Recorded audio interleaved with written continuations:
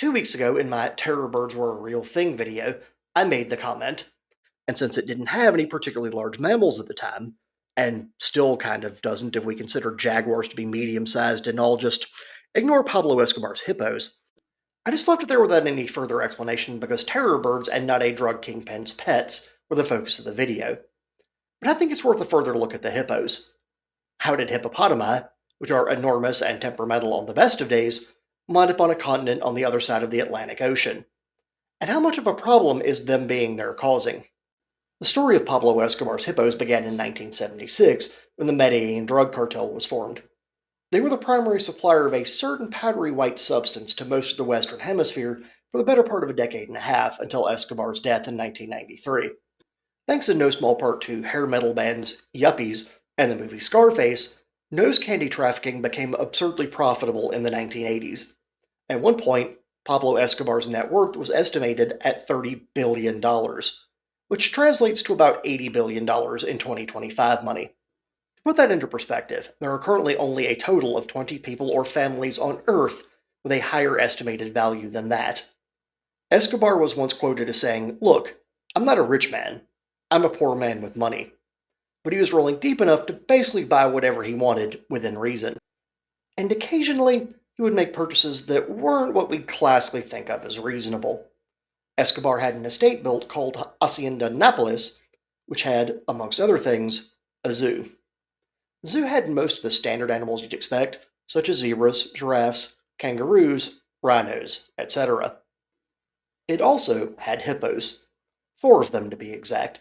They were smuggled in either as babies or very young juveniles when they'd have been much easier to transport. When Escobar was killed in a shootout with Colombian security forces in 1993, that left all the animals in his zoo with no caretakers. Most of the animals either died from lack of care, or the hardier ones were transported to, actual zoos. The hippos did survive, but were deemed too dangerous and too large to move and were left to their own devices. Here's the thing about hippos: they're really big and highly territorial. They're the sixth largest land animal on Earth, behind only 3 species of elephant and 2 species of rhinoceros. Simply put, if the hippo doesn't want to go somewhere willingly, it's not going anywhere. Hippos have a bit of a temper. They're responsible for more human fatalities in Africa than any other non human mammal, and Africa has most of nature's premier predators living on the continent. And even those predators have learned not to mess with hippos. I've seen a video of a baby hippo using an adult crocodile as a teething ring, and the crocodile just sat there and took it. A predator that's so perfect for its niche that it hasn't really changed for a quarter of a billion years decided it would take being a chew toy rather than take any smoke from a mama hippo. Now, elephants and rhinos will occasionally square off with hippos in territorial disputes, but in reality, the biggest threat to hippos comes from one source: other hippos. And human interactions with the animals, if powerful firearms aren't involved, tend to fall into the one-legged men in an ass-kicking contest territory. You also have to factor in that hippos are semi-aquatic, meaning they can just dive into the water and wait out potential threats on the rare occasions they decide not to choose violence. Also keep in mind that hippos, who were young while being smuggled in, had at least a decade to mature. It takes a hippo about 5 to 7 years to reach its adult size. By the time Escobar Zoo had to be dealt with, all of the hippos were fully grown. That left Colombian authorities in a situation where they had to deal with the aggressive, enormous, territorial tanks with teeth that were significantly larger than anything else on the continent. The largest native animal of South America is the tapir, which tops out at around 6.5 feet or 2 meters long, 3.3 feet or 1 meter tall, and 500 pounds or 227 kilograms. Hippos can reach 16.5 feet or 5 meters long, 5.2 feet or 1.6 meters tall, and weigh up to 7,500 pounds or 3,200 kilograms. And tapirs don't tend to murk humans for merely existing near their personal space like hippos can. I can see why Colombia's solution to dealing with the hippos was basically, let's leave them alone. I'm sure it'll work out fine. Spoiler alert, this is not working out fine. Being semi-aquatic, the hippos adapted very well to the wet areas of northern South America. And given enough time, they did what everything in nature does: they made babies. The hippo population in South America in 2023 was estimated to be as high as up to 200 individuals. And while 200 is a relatively small number, it still translates to a big problem for South America. Hippos there are an invasive species, and like almost every other time invasive creatures have shown up, things don't go well for the natives. In my Terror Birds video, I also briefly touched on how when the Europeans and their cat and dog pets showed up in the colonial era, native animals started to disappear. This is because most of the native species had no defenses against the intruders. Fortunately for native South American animals, hippos at least aren't what we typically think of as predators. They generally aren't hunting and eating the native fauna. We've already discussed how they're extremely territorial and aggressive, however, so they might dirtbox local animals just for the sin of getting too close. And as far as South American species having no defense against the hippos, keep in mind that most African species, where hippos have lived for about 16 million years, have no defense against them. South American species just have no means to deal with them, meaning that hippos can breed and eat unchecked. Speaking of eating, hippos do a lot of that. Like most large herbivores, they have to consume significant quantities to keep going. A hippo can eat up to 88 to 110 pounds of food per day. They primarily eat grasses near the water and wild fruit, but are technically omnivorous and will sometimes eat fish. Now, 100 pounds of food per day times 200 hippos might not seem like much in the grand scheme of things. That's only 10 tons of food per day, which is less than 1/10% of New York City's food waste per day. But while hippos might not eat much per day relative to the total food supply of all the forests in Colombia, they can absolutely decimate the food supply locally. The South American ecosystem just wasn't built to handle herbivores of that size and their food consumption. And of course, the number of hippos will only grow if the animals are allowed to continue breeding unchecked. And the hippo's direct consumption is only part of the problem. The food they're now consuming is also potentially food for some of South America's endemic herbivores. The aforementioned tapirs eat wild fruit and leaves, and capybara's diet is mostly grasses and aquatic vegetation. And since a hippo eats as much in a day as an entire herd of capybaras, it wouldn't take long for the hippos to choke out the rodent's food supply. And if food ever started running scarce, it's likely that the hippos would start murking the capybaras. And seeing as how capybaras are friends with everybody as a meme, let's just say things would not go well for them if the hippos decided to enforce territorial boundaries with their teeth. It would be like a game of Hungry Hungry Hippos, just replace the marbles with capybaras. Although, really, at that point, it would be more Hangry Hangry Hippos, which I think is fair because I believe that hangry is just the hippo's default state. Food consumption isn't the only issue, though. Waste disposal is also a problem. On an overly simplistic level, all animals are essentially organic machines that convert food into poop. Food goes in, dung comes out, and hippos produce a lot of feces. One might say a shitload of feces, but that would be a really crappy joke. Puns aside, hippos' diets, as already stated, consist largely of grasses. It turns out even the staunchest of true herbivores are actually really bad at extracting nutrients from vegetation. That's part of the reason that a lot of herbivores have to almost constantly graze. They get so little nutrition from their food that they have to consume piles of it. It also means that because animals aren't great at extracting nutrients from plants, herbivore dung has a lot of nutrients in it. This is why cow and horse manure is often sold as fertilizer. The leftover nutrients the ungulates can't absorb actually works really well for growing plants. Something else they work really well for is algae. This is less of a problem for cows and horses because they don't often drop deuces directly into the water. You know who often does drop deuces directly into the water? Hippos. Cyanobacteria, or blue-green algae, is much more common in waterways in South America with hippos in them than in hippo-free waters.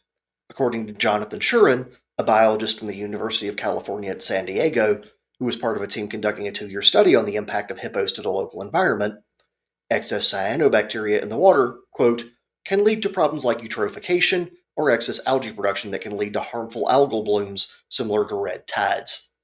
Such events could lead to mass deaths of local fish. Between the extra algae, hippo dung, and dead fish, the water quality of the area could suffer immensely. Also, the dung itself can change the chemical composition of the water even without the algae factor. A single hippo can drop over 3/4 of a ton of carbon and other nutrients into the water per year that otherwise would never be there. Some of these subsequent chemical interactions have caused oxygen levels in the waterways infested with hippos to drop to dangerously low levels for fish and other animals that live in the water. Now, in case you're wondering why this is happening in South America and not in Africa, where hippos originate, The answer has to do with the fact that Africa has a lot less water than South America, and that water tends to be seasonal. Plus, African animals have had 16 million years to adapt to hippo crap. South American animals have had about 4.5 decades. With all these problems the hippos are causing, what can be done about these chonky boys and girls? There are a few ideas people have come up with, but they're all pretty much some combination of impractical, unpopular, uneconomical, and downright dangerous. The first idea, of course, is the original idea that started this whole mess: just leave them be. That, however, leads to more of the problems that we spent the first 10 minutes of this video highlighting, so I think it's safe to say it falls squarely into the bad idea category. The second idea is to try to transport the hippos elsewhere. We've already discussed how ill-tempered the animals can be and how large they are. A full-grown bull hippo can weigh only slightly less than 3 Honda Civics stacked on top of each other, so you're not transporting an adult with a regular truck with a trailer hitched to it. Not to mention these animals are located in an area of Colombia in a dense rainforest, where transporting anything is difficult, least of all a nearly 4-ton foul-tempered murder machine. And you'll have to pull that feat off a couple of hundred times. Plus, you can't transport them by road to zoos outside of South America, thanks to the extremely heavily forested to the point of being damn near impregnable and disease-filled Darien Gap. And good luck getting a full-grown hippo to sit still on an airplane. Travel by ship would probably be the best option if you could get the beasts out of the forest and to a port to begin with. And just the act of capturing the animals presents its own problems. The amount of sedative you'd need to knock one out won't be cheap. And if you did manage to knock one out, then you'd have to move it. If you recall from my Great Animal Escapes Part 1 video, they decided to half tranquilize Beggy the hippo and try to load her into a trailer rather than try to move her while fully unconscious. Let's also remember that hippos are semi-aquatic. If threatened and not feeling particularly bitey that day, they can just retreat to the water. They can't stay fully submerged indefinitely, but they can stay far enough out to be partially submerged, making it so that moving them now involves dealing with the waterways themselves. Plus, if you trank a hippo that's partially submerged, it might become fully submerged while knocked out. Then, you've got a drowning multi-ton animal to deal with. Another idea to deal with the animals is to sterilize them. If the hippo population were a small number, say the original 4, this idea could actually work. It would also help if the hippos were still smaller juveniles. The problem is that now, there are somewhere around a couple hundred of these things, and the breeding age ones are full-grown adults. The same size problem that makes them difficult to transport also makes them dangerous to try to sterilize. You'd have to tranquilize them for this, because you're not going to perform surgery on a conscious hippo without most likely finding out whether or not there's an afterlife. Also, getting the exact dose rate will be guesswork, since it's unlikely a hippo is just going to step on a scale for you. You'd then have to perform the surgery on the animal in the wild. Due to the transportation issues, you're not going to get a hippo to a vet's office. Even if you could, what vet is going to have a surgical theater big enough to accommodate these creatures, especially on a continent that didn't have animals anywhere near this large until less than half a century ago? And performing the surgery with possibly inaccurate sedative doses presents another couple of problems. It puts the animal at greater risk of infection because it's not like the water with hippo crap in it is surgical grade sterile. And if the animal wakes up and starts moving before the surgery is complete, it could cause extra damage to the animal. Not to mention, you might have a now injured, disoriented organic tank standing right next to the surgical team. Also, in order for this plan to even work, you'd have to either successfully neuter or spay all the males or all the females in the entire population. They most likely target the males, since even though bull hippos, unlike humans and a lot of other animals, have internal reproductive ghibli bits, they'd still be easier to deal with than the internal structures of the females. The main problem with this solution is that all the population estimates you're going to find on the animals are simply that: estimates. No one knows exactly how many hippos are currently in the wilds of Colombia. Missing a single breeding age male means you're right back to square one in a few generations, but with more inbreeding. And these animals are dangerous enough without dueling banjos playing as they approach you. So that leaves option 4: just shoot them. Send the Colombian military into the forest and just have them pick off the hippos as they find them.